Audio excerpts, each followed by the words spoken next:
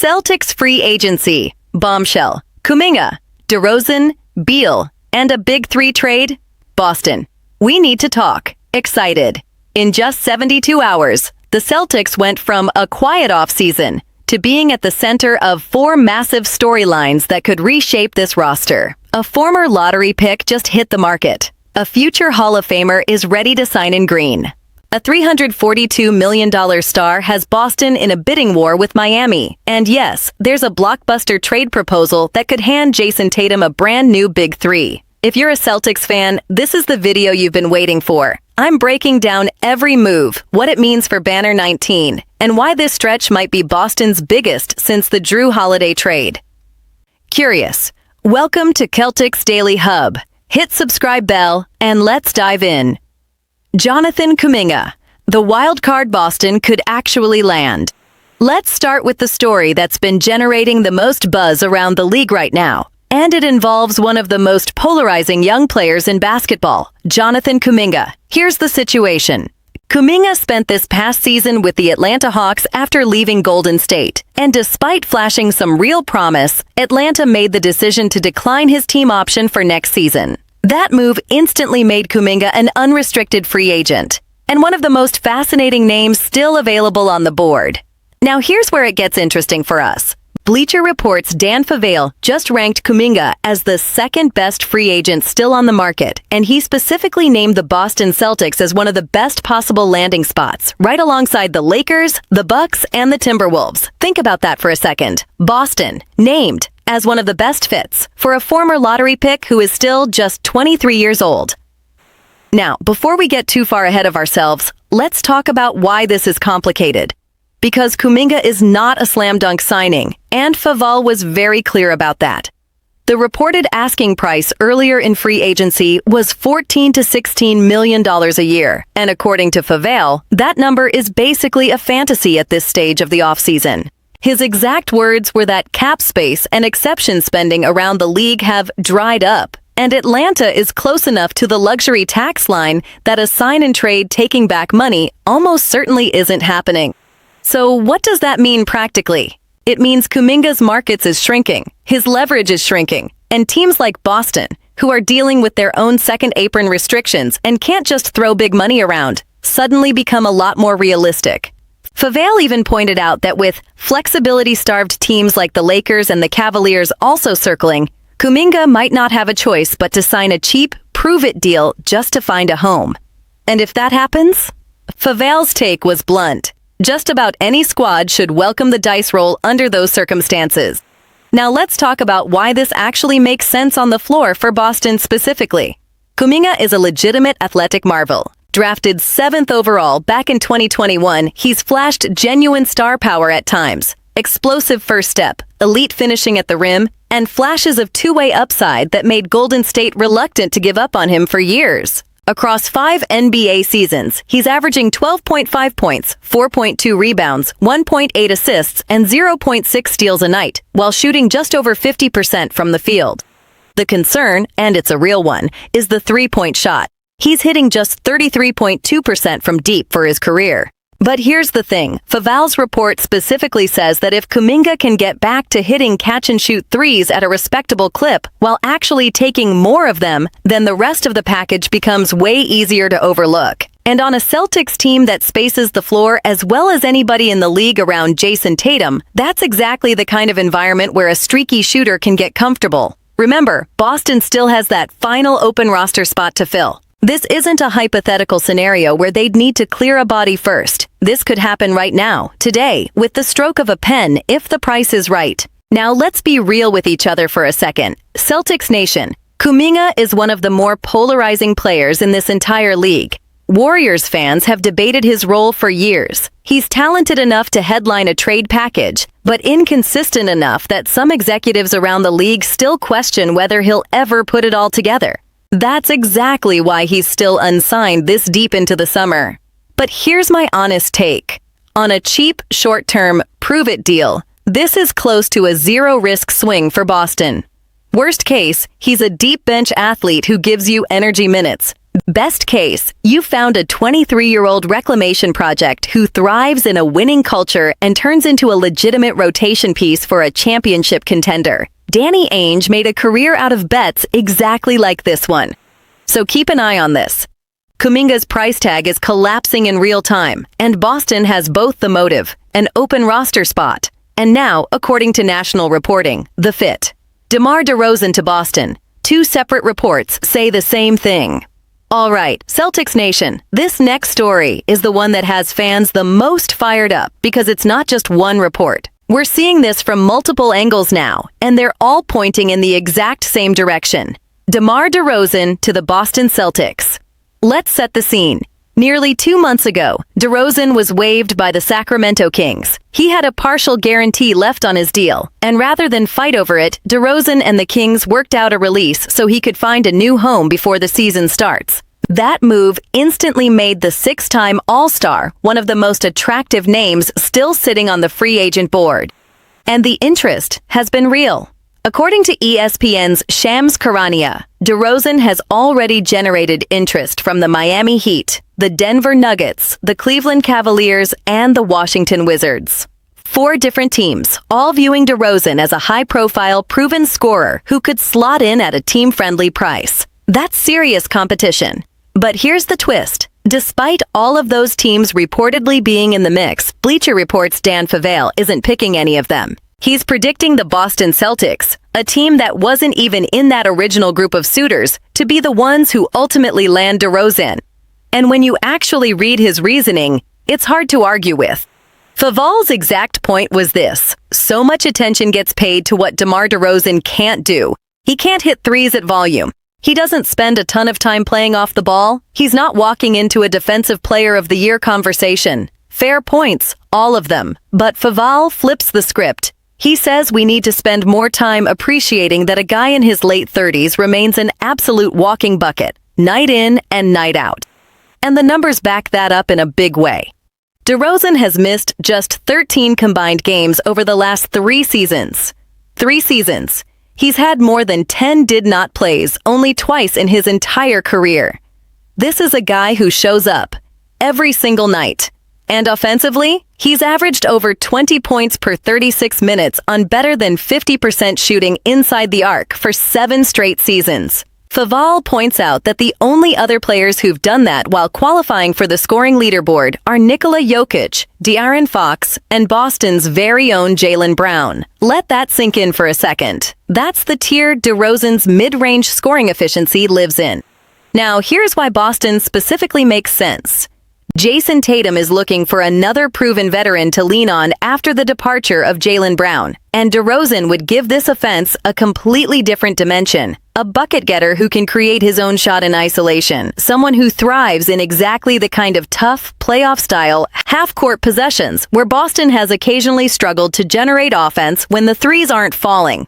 And in terms of pure resume, DeRozan currently sits 16th on the NBA's all-time scoring list. 16th, all-time. He's made over $300 million in career earnings, and while the days of him signing another maximum contract are almost certainly over, that resume still commands respect in any locker room he walks into.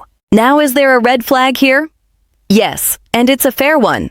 Reports out of Sacramento suggested the Kings actually considered bringing DeRozan off the bench at one point, and it was described as a sensitive topic for him, because he's basically been an NBA starter his entire career. And that matters because Boston's starting 5 is going to be extremely difficult to crack as currently constructed. If DeRozan is only interested in a starting role, this fit gets a lot more complicated. But if he's willing to accept a lead role off the bench, think about a DeRozan-led second unit that can just go get a bucket whenever the offense stalls. That's a luxury very few contenders in this league actually have. Most playoff teams are praying for one reliable bucket getter off their bench in a close fourth quarter. Boston could have DeMar DeRozan. So to recap this one, multiple national reporters working independently are circling back to the exact same conclusion. DeRozan and the Celtics make too much sense to ignore, even with 4 other teams reportedly in the race. If Boston can win this sweepstakes, it could genuinely be described as the biggest value signing of the summer. Boston versus Miami. the $342 million bidding war for Bradley Beal. Now let's shift gears, because this next story isn't just about the Celtics chasing a player, it's about the Celtics going head-to-head with a direct championship rival for one of the most accomplished guards still on the market, Bradley Beal. Here's how we got here. Beal had the option to return to the LA Clippers for next season, but he made the decision to decline that $5.6 million player option and become an unrestricted free agent. Now remember the context. Beal played just 6 games with the Clippers last year before a fracture in his left hip required season-ending surgery. It was a rough, injury-shortened season, and it's part of why a former max contract superstar is now testing the open market on essentially a minimum-level deal. And that's exactly what's created this bidding situation. According to NBA insider Evan Sidery, both the Boston Celtics and the Miami Heat have expressed recent interest in signing Bradley Beal on a veteran's minimum contract. 2 legitimate Eastern Conference contenders, both circling the same low-cost, high-upside veteran. Let's start with Miami's side of this, because their motivation is crystal clear. The Heat pulled off a blockbuster trade for Giannis Antetokounmpo this offseason, and Pat Riley's front office has made it their #1 priority to surround their new franchise centerpiece with shooting. They've already been connected to 4-time champion Klay Thompson as their top target on that front. But with Thompson's situation complicated by a year left on his Mavericks contract, Miami has widened the search, and Beal, a 3-time All-Star, fits that need perfectly. One Miami Herald report even confirmed the team has had direct discussions with representatives for both Beal and DeMar DeRozan. But here's the part that should get Boston fans excited. The Celtics are right there in this race too. And when you think about Boston's roster situation, it makes complete sense. The Celtics are preparing for life after Jaylen Brown, and bringing in an experienced, championship-caliber veteran like Beal on a cheap deal could be exactly the kind of low-risk move that helps maintain their title window while the front office manages the roster around the second apron. Now let's talk about who Bradley Beal actually is, because we're not talking about a scrub here. This is a 14-year veteran, a 3-time All-Star, a guy who has played alongside stars like Russell Westbrook, Kevin Durant, and Devin Booker over the course of his career, and who has earned $342 million in NBA salary. When healthy, this is a bucket-getting, shot-creating guard who can be a legitimate 3rd or 4th option on a contender. The concern, obviously, is health.